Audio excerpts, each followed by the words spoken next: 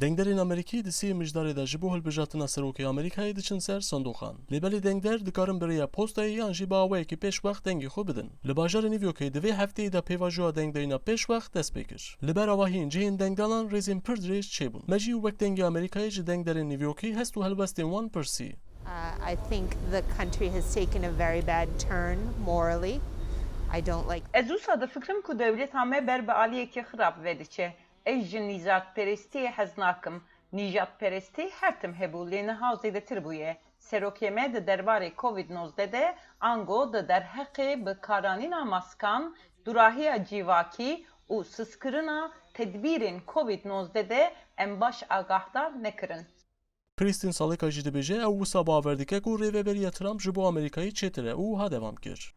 President Trump is. Serok Trump karê xwe bi awayekî pir xweş bi rê vedibe. Heta niha welatê me kesekî mîna wî xweş dixebite nedîtiye. Dengên ji bo John Biden tên dayîn, tên wateya li hember qanûna bingehîn û di heman demê da jî min değişîne. Dengderek edin Michael Cimini jî got ku divê rêz li zanist û maskeyan were nîşandan û ha domand.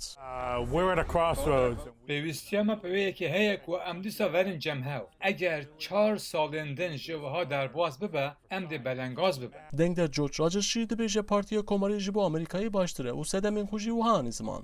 You got to go with the Republican Party because the Democrats, who knows what they're going to do. Divêt em dengê xwe bidin Partiya Komarî ji ber ku em nizanin Partiya Demokratê çi bike. Ez para qazanç dikim û ez hez nakim ku parê xwe gel mirovên di para bikim. Kristin Garanşiyal jî ji bo guhertinên nû bank li herkesî kir ku bila dengê xwe bidin û axaftina xwe wiha domand. I think that the 2020 election is so important because we have a new generation, we have a new. Hilbijartina 2020 pir giring e ji ber ku nîvşeke nû wê bikaribe dengê xwe bide û di van meh û salên dawî de jî em dibînin ku di navbera Amerîkiyan de li gor berê dabeşbûnên mezin çêdibin.